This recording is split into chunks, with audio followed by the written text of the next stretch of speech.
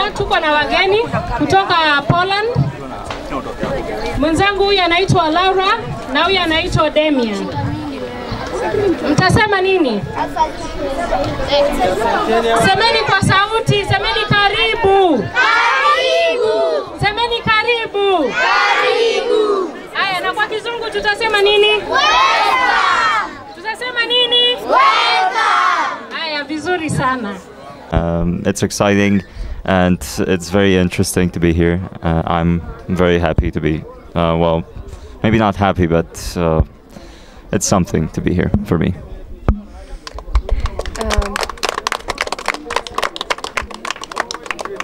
So hello, I'm Laura, and it's really nice to meet you all. Thank you.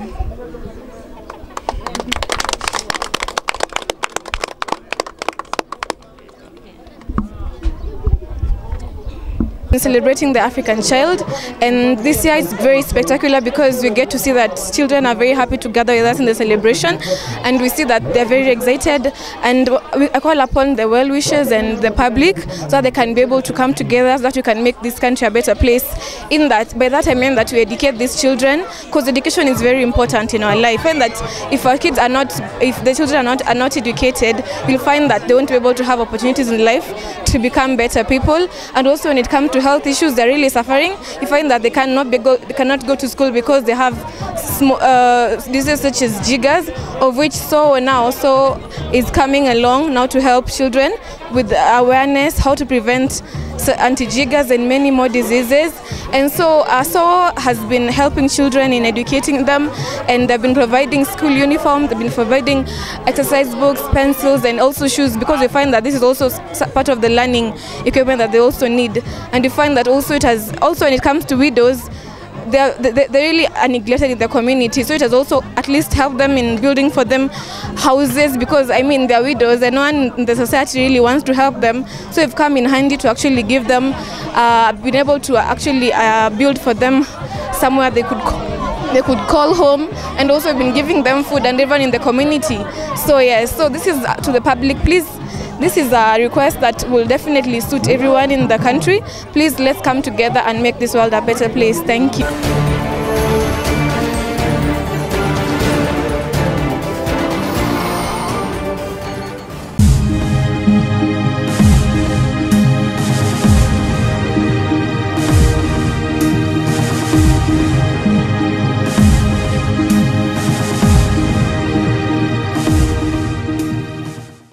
Jara Malulu TV en kine makare ma indien chenu mar kuku mar wach kod anje folomba kai kinde ka kinde.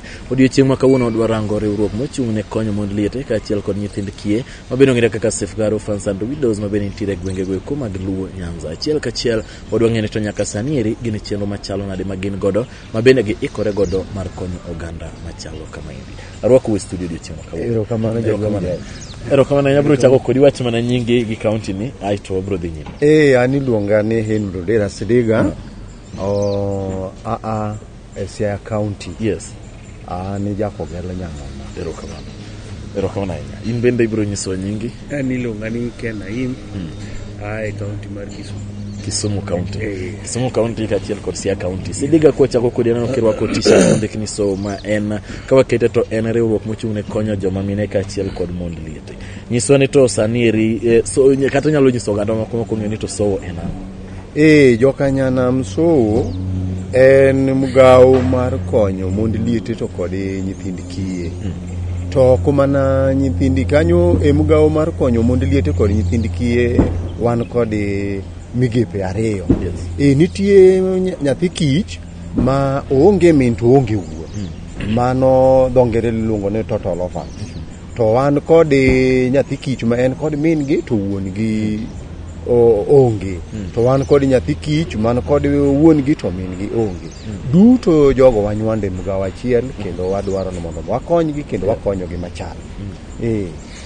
Koro yore mwakonyo gi go wakonyo gi kod school fees, wamiyo gi lewni ma school, manie primary bende wamiyo lewni, manie secondary wamiyo wuoch, wamiyo nanga to wachulo ne school fees, to wa make sure ni e school kuma entiere no bende wadhi walime watero ne gimoro manyiso ne en machiegni kod janyuol ma wiye ok par gimoro ni ne min gi guon gi notho kata kane ochako ka en nursery nyaka standard 8 o wiyo kinyalo paro gimoro ni osomo kapod okwang'e ni ne en kod shida moro koro kano winjo ni konyo nyithindo mag liete makie koro paro no okodhi obedo kod paro moro kabisa no onge kod jonyuol. Ero kama na nya wabro duogo iri mondo ichaki lerno mano ero matut kabiro iri Ken to nyisoni to wach mar African Child ma bende ne obedo ko keto nyasi margi tut mare en wach machalo nade tut mar wach mar African Child en mano wabedo gi wa celebrate nyathi ma ja Mwafrika. Nitiere chandruok mang'eny ma nyithindo manie Afrika ka kale, especially nyithindo ma nyithi kiye. Iyudo ka gine mar ding'eny ka dipo ni jonyuol otho, anyuola kwedo gi piyo piyo. Mana ni mondo gibi gikaw ang'o, gibi gikaw puothe kata mwandu matin ma jonyuol owenegi. But watemo mondo wa celebrate nyithindo gi, wajiw gi kendo wamed gi bedo gi hope ni ngima ok rum kata ka dipo ni jongo kwedo ngima ma Nyasaye opango ni jomoko nyalo kamin makonyi ma in bende iduogi timang'o iduogi bed ng'amo chung manyalo chung ne kien kaka nyathi ma ja Afrika. Koro seche mwa celebrate African Child watemo mondo wa celebrate nyathi ma Afrika wamiye support ma odwar ma is necessary mondo madwarore mondo mi obed ng'amo chung manyalo bi kata nyime gi sombe e yo maler. To yore mwa konyo gi godo e weche gi mag somo go en mana kaka owadwa ni osewacho. Wang'iyo kaka giyudo uniform, wang'iyo kaka giyudo wuoch, wang'iyo kaka gichiemo.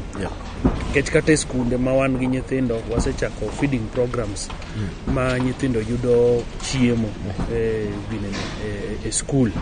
Koro kata ka dibe ni dala kuchicho kumodoke kata ka dibe ni janyuol ne en achiel ni wuon gi nosetho dong gi min gi kata jonyuol gi nosetho dong gi dagi to nyal miye chiemo malong'o. Wa make sure ni gichiemo maber mondo bed gi oyud chiemo man gi nutrition ma is required. School fees bende wachulo negi, buge bende waneno kaka gitimang'o kaka giyudo. Koro those are some of the celebrations, some of the steps mwa kao mondo mi wa celebrate godo nyathi ma ja Afrika. Mondo kata ka debe ni oonge jonyuol ne kamano to ngima ne dhi mbele kadipo kaka dipo ni ngima ne nyalo bet seche ma janyuol ne ngi. Ero kama nyasi diga kaduogo ire weche mag nyithindo ma nyithi kiye gi eki in ng'ama osebete thuolo malach kata e kindwa gi Ken isechamo chumbi moingo nyisoni to ang'o makelo nikech chon joma ne jonyuol gi tho ne ok thir e okang' masani waneno ka beti thiro gi nyiri ang'o malokore nikech chon neno ka anyuola no herore ma kata kana ng'ato min gi kata wuon gi otho kata jonyuol otho duto bedo ka anyuola kawe kendo ume maber. Ang'o miyo sani chuno mana nyaka koro wabed kod riwruok ne gi mondo miyo chako kama mondo kony nyithindo gi ang'o matimore seche gi ang'o mapogore momiyo chon ne wantiere kod hera nyiri to sani hera ni ok wen gima ineno. Sani wan kod gimoro manyocha ni obwogo ji mang'eny ahinya. Bo ngere nyocha wawinjo ko wacho gimoro miluongo ni digital. To kod analog. Kaka wan jo analog. Koro wach mar digital ni uting'o gik mang'eny e nikech iyudo ka sani ka idhi chweko sani ng'eny ji chweko kata kaluo sani koro wachweko kod gas to chon ne wachweko kod yien. Koro chon ne wan kod ji ne pur ema ne ji okete pachgi to pur ni ema kani puro ji ne puro rabuon, ji puro muogo, ji puro mariwa to kane gigi wapuro gi to wapuro kada ber to kane wapuro gi to ne wapuro koth nyadala to ne wapidho jamni seche mane watimo magi mondo mi wabed kodgi ne wan kod gigi ni jamni ma in godo ni ne wapidho dhiang' wapidho diel to rombo bende ne wan rombo en ni ka wendo biro limi to ne wagolo diel kata rombo to wayang'. Sani ok inyal timo mano nikech idhi yudo ka piny odhi obedo madiny, tuoche bende biro mang'eny modonje cham. Koro ne chon ne yudo ka ne jamni mane nitie gi emomiyo ng'ato ne nyalo rito nyathi owadgi, ogolo ne kodhi e skul, to odhi otero ne school fees, to school fees bende ok ne en pesa moro mang'eny, ne en gimoro ma ok ne nyal chopo siling 20,000 kaka sani chule, ne en siling 10,000 gi wiye, siling mano nyathi mana mane university. To yudo ka secondary school kane nyathi dhi odhi kod siling 7,000, siling 6,000, siling 4,000. To yot ka janyuol odhi ogolo dhiang' ni nyathi owadgi, odhi ogolo dhiang' to uso dhiang' siling 2,000 gi wiye, to koseyudo siling 2,000 gi wiye to odhi onyiewo gimoro amora te midhi dwaro kod nyathi e skul, odhi botieko. To sani makoro wanitiere ni dhiang' midhi nyiewono ok onyal chopo kacha, puodho midhi puro mondo midhi yud puothego ma sani ji puro gi to bende ok ichiel, nikech kothe bende biro mawelo ma onge gik ma ok ne wati kod kothego, waringo waweyo kitwa mane watiyogo bwadonje mgawo masani. Koro mgapni masani gi ema mineno ka kech odonjo kuom ji, bo ng'ato luor kawo nyathi owadgi mondo mi obedgo, nikech mage en owuon bende otame, ok onyal rito. To chon nido ka ni chak nitie, cham ne nitie, koro ji ne ritre kod gik makamagi. Rech giri ne nitiere nam, kidhi e nam ok inyal dhi nyiewo rech, ka iye en mar dala ng'ane, tiwacho nane wuod ng'ane ne ero biro kar kanyo, tiyudo kogol rech mi mamani winjo nano golne rech moro dhi gore dala. Modhi gore dala ni odhi pogo jokane. To sani yiene mako ainam kata sani ok onyal biro kod rech kata 4, nikech kata kiluwa mwadonjo kod nam maricho bende biro ketho gik moko. Koro mage digital ma wantie sani momiyo kata joma sani ok nyal rito nyithindo mane gin koro magi nyithi kiye, to kod tuo mineno modonjo, tuo ne odonjo kinde ma digital.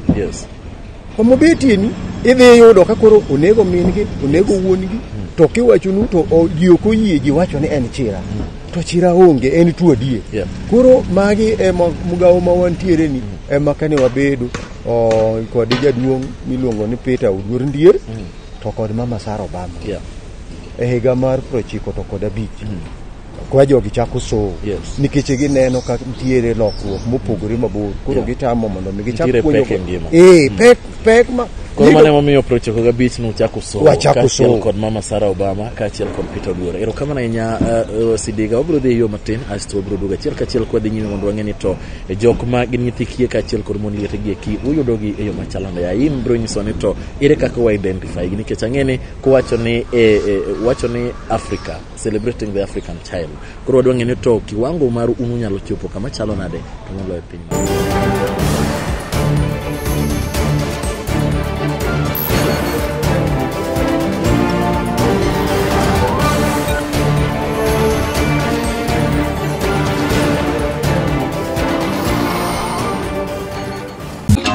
Sipotembea tutoka mgongoni, tufafa champion boy nije bwana Samata. Are you ready?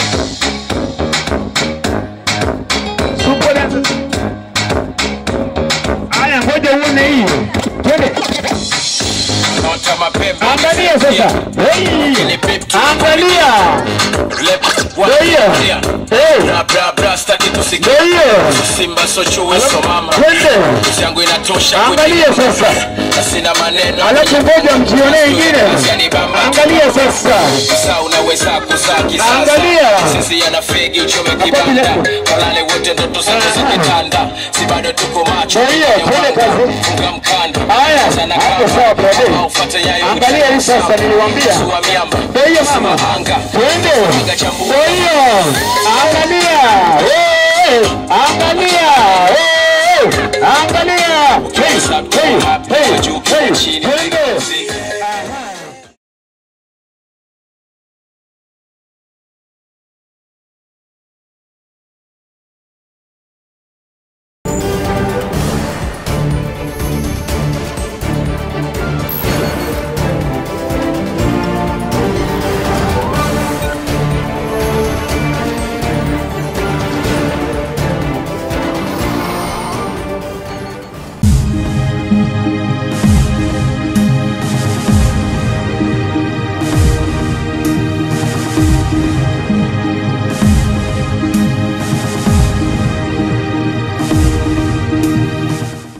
Malulu TV wachako duogi thuolo marare odiochieng' ma kawuono warango kaka inyalo kony nyithindo magin nyithi kiye kaachiel kod mond liete kod riwruok mong'ere kaka Safeguarding Orphans and Widows mabende nitiere e gwenge mag Luo Nyanza. Chaka rwako e studio ka waduogo kan wadhi yweyo to ne wantiere ir Sidiga ka bende ne otieko lero no gimomiyo ne ochak somo mabende wacho ni en riwruok motene kod Mama Sara kaachiel kod jaduong' Peter.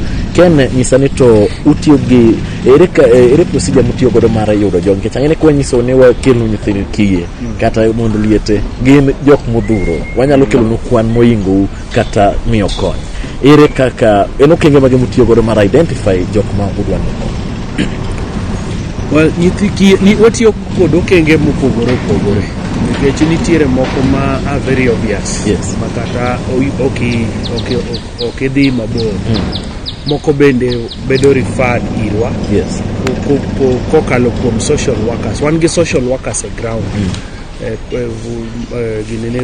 e gwenge wan gi social workers matiyo gi nyithiwa makiye to seche ma gitiyo gi nyithiwa makiye go gi identify bende nyithindo mamoko makiye to nitiere bende seche ma gikelo ma ng'ato osiemo no nyathi moro gin bende mwaoro gi piny kuchocho mondo gidhi gitema neno ni to nyathini en nyathi kich to chandruok ma en godo chalo nade, en chandruok minyalo konye i dala kata en chandruok ma oripo mondo koro wadonjie mondo wakonygi.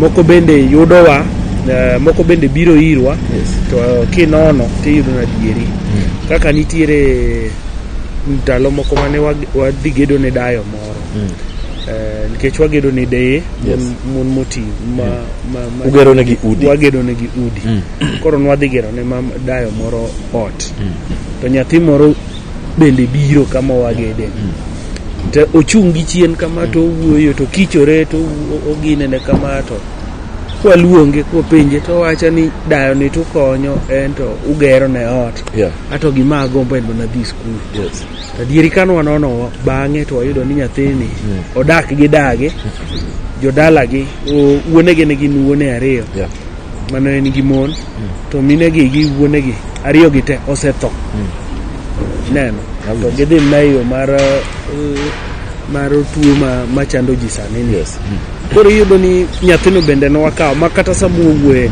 ene university ukawe mosechopo e mbalariany sani ene mbalariany ineno ma panika chopo dwe mar kapok higani odhi graduate I think about September ose graduate then nyathi man wakawo ka ja class mama no ne mukawo kaka so ukawe ko ja class ukawe ko ja class auchiel mabe no yudo kosetiko higni ariyo oko kapok odhi school koro chieng' moro bende kwachako duogo lime kendo kwadhi limo dagi kendo wachako yudo the same case e dala ma next koro nyathi moro bende manyako bende macha to koro ne nie form 2 koro sani odhi timo form 4 koro opogore cases opogore kaka inyalo identify but wan gi procedure moro ma watimoga ma wa verify godo kwase bedo gadieri ni nyathini adieri en nyathi kich to deserve to wakawe to wakonye kaka dwarore. Ero kama nyaka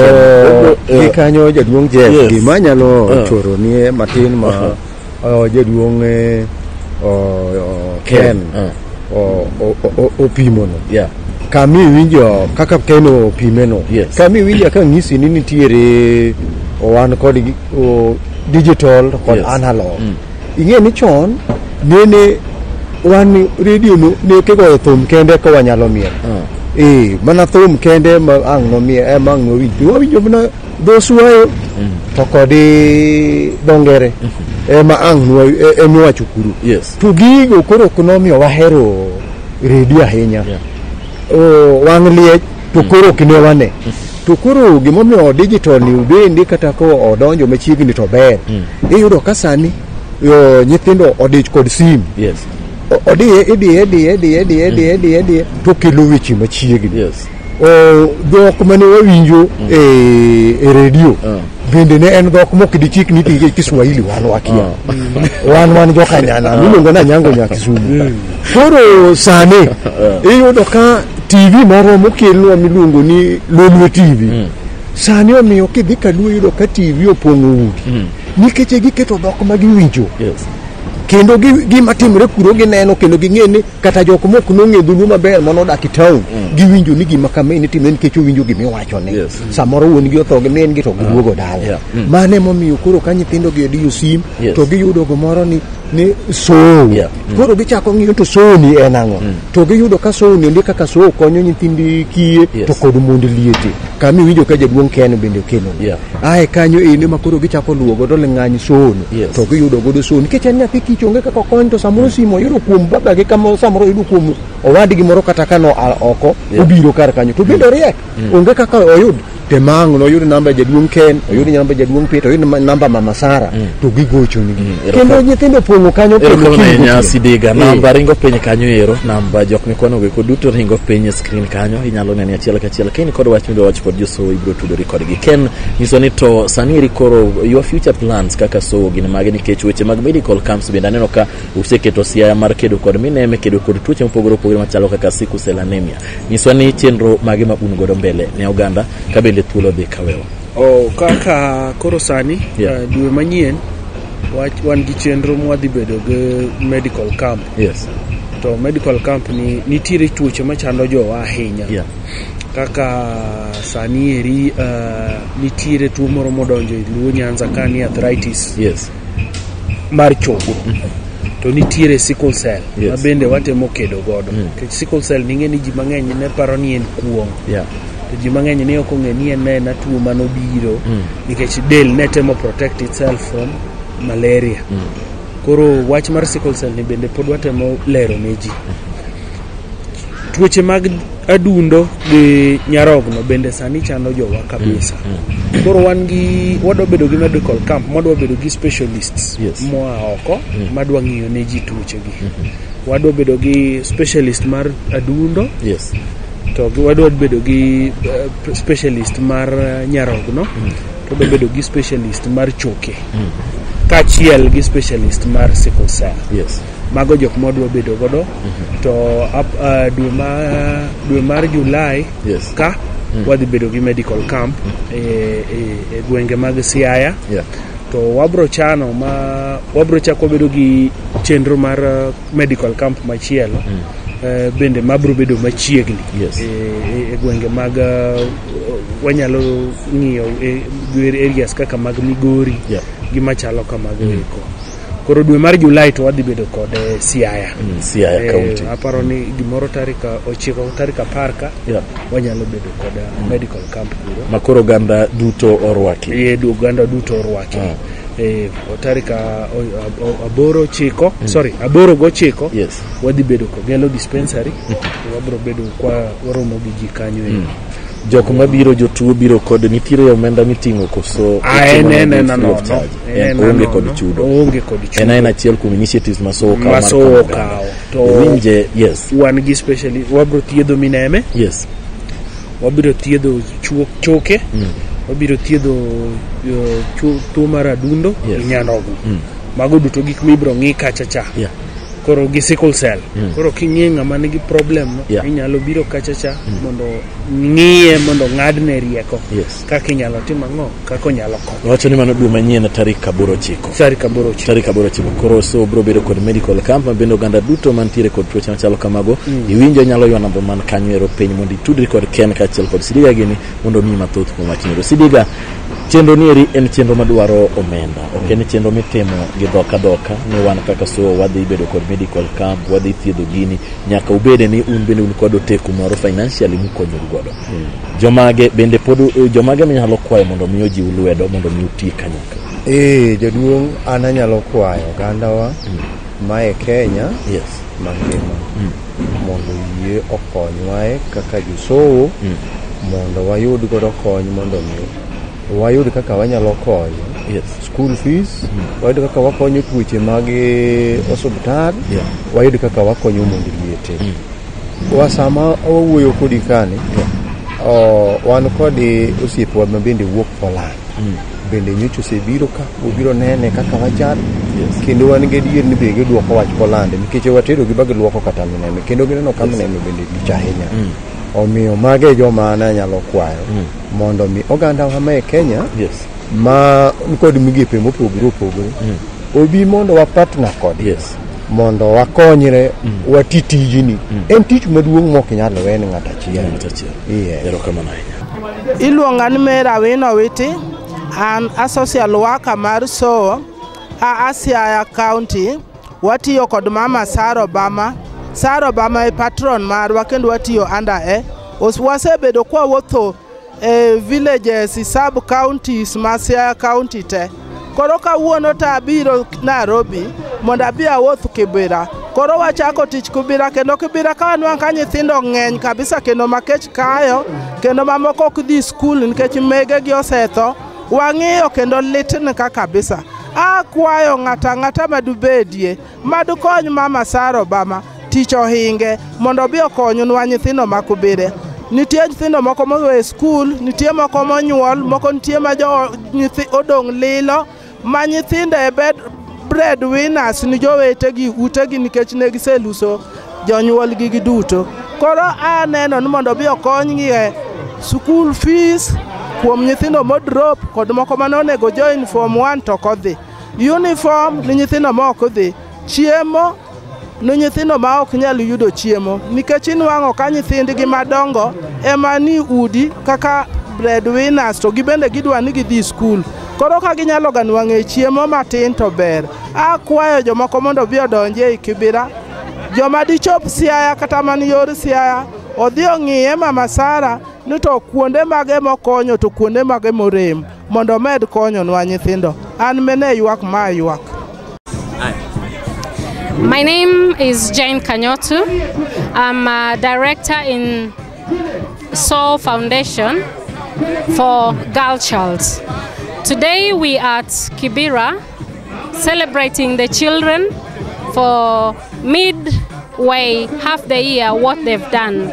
Behind me you can see they're enjoying their meal, and we are here again to motivate them, and that's why as SOO Foundation we would like well wishers and corporates, individuals to continue helping us, especially the girl child. Why I say the girl child?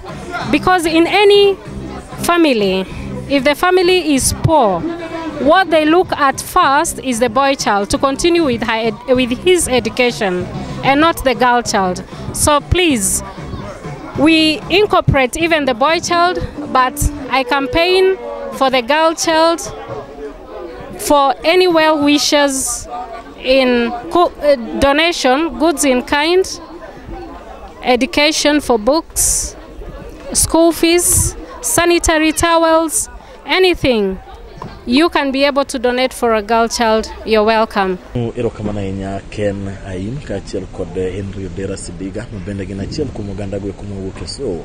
Achiel kaachiel ineno gik mabende gisebedo ka gitimo koni kod kocha monyisi kanyo namba gi nitiere piny kanyo ka in kod wach moro moro midwa wacho kodgi ibiro tudori kodgi. Medical camp magi wacho dwe manyien tarik 8 e gwenge mag Siaya County. Omiyo joka nitiere kod tuoche mag choke, sickle cell, nyarogno, mineme, uchop kanyo mondo mi SOO oyud kaka konyo. Gima duong' moloyo ene kaka Lolwe TV wanyisou kendo wayaw wang'u kama nitiere kony idhi achiel kachiel kaka jokanyanam kikithoni nonyuoli ni in nyathi kich, kikithoni in chiliel dhi achiel kachiel mondo itudri kod riwruok ni mondo yud konyruok ni achiel kachiel. Agon erokamano mokalo kuom chopo Erokamano Erokamano Nyaken kawuok e Lolwe TV an Jeff Lomba ka uritu.